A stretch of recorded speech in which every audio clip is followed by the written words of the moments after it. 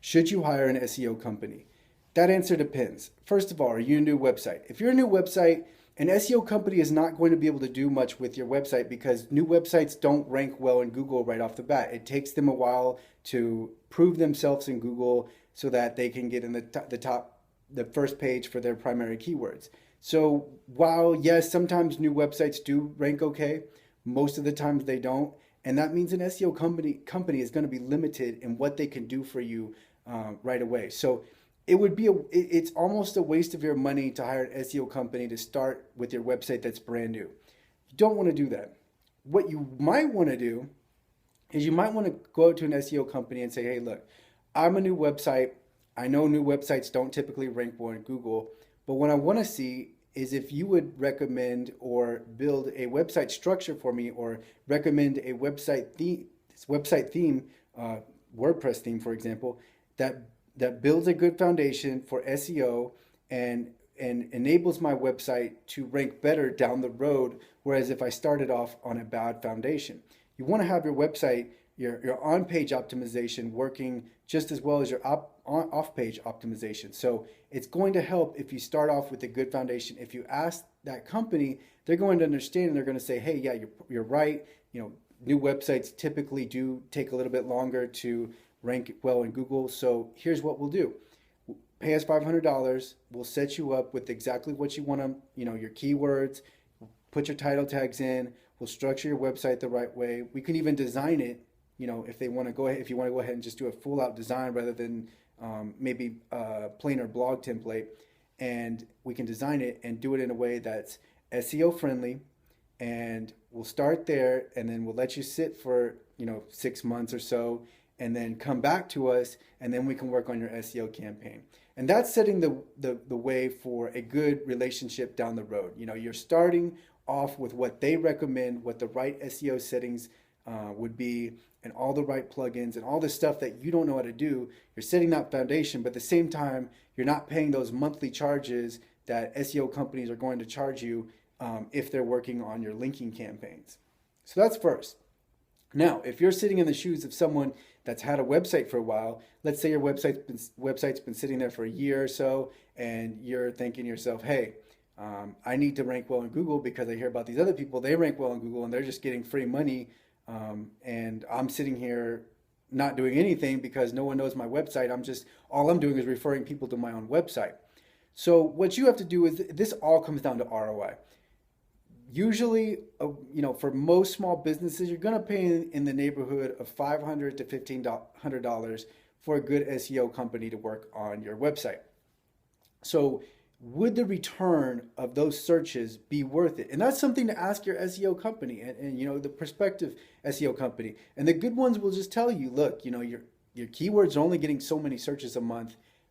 You're going to want to it's not going to be worth it for you if you're going to pay us this much money. You might want to do X. X being something like blogging. Have you tried blogging and reeling in those long tail keywords?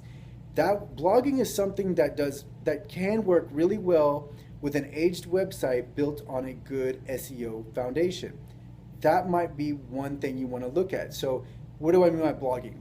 What I mean by blogging is, say you're a roofer, you're going out and you're blogging about different types of roofs and the materials and so forth, and residential, commercial, everything that goes along with it, everything that could be useful to people looking to repair their roof or get a new roof, and then also just general information that might accidentally lead people to you that, well, we're just looking to repair it, and then, we find out that this roof is more that we knew what we were doing with, and we need to hire an expert. So we found your blog and you were talking about this, and it naturally led us to you.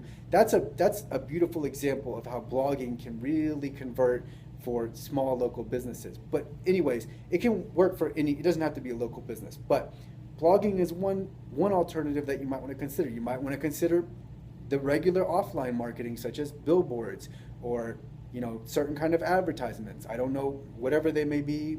Maybe it's in the grocery carts on the flip outs inserts on the grocery cart. So there are a number of alternatives that you might want to consider that might be better for your ROI. If you're in a magazine and you only pay $500 a month, it might be better. You might get more clients, better leads than if you were trying to rank well in Google and get that ROI, and it just might not pan out because you're paying the SEO company $2,000 a month and you're only getting a certain amount of people, and even at that, the SEO company can't guarantee you'll rank well. Maybe they do improve your rank, but even at that improvement, it's just not worth your money. So that's something else to consider. SEO, I think for most campaigns, you should be going in on an ongoing campaign. Why do I recommend that? Because Google's a funny thing, and you don't want to send a bunch of signals pushing to your website that, hey, Google, you should rank this website well.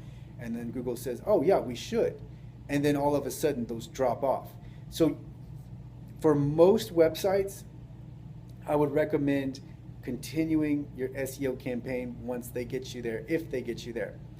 Something to consider is that you might be working with a middleman. And I've talked about this in other videos, but briefly here, what happens is a lot of people step in the way of an SEO company or an SEO service, and they pass it on to you for $100, $200, $300 markup, whatever.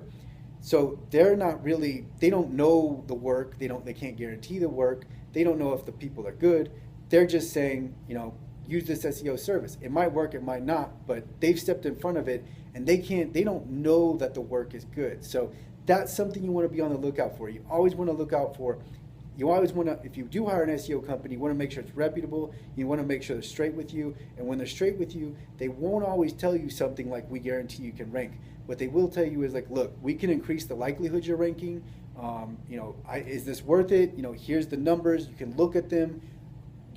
That's what's in front of you. They're probably not going to dissuade you from hiring them, but at the same time, they're going to put out information that says, hey, we can't guarantee this, but we will, these are what our clients have, the results our clients have got. This is how long it's taking them to get them. This is how much you can expect to pay, all of these things. So hiring an SEO company is a very big deal.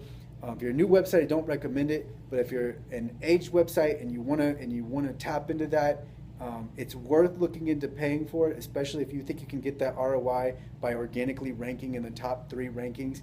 But make sure you balance it against other things beyond offline marketing. Have you thought of just outright paying for clicks? It really depends. So those are some considerations when you hire an SEO company.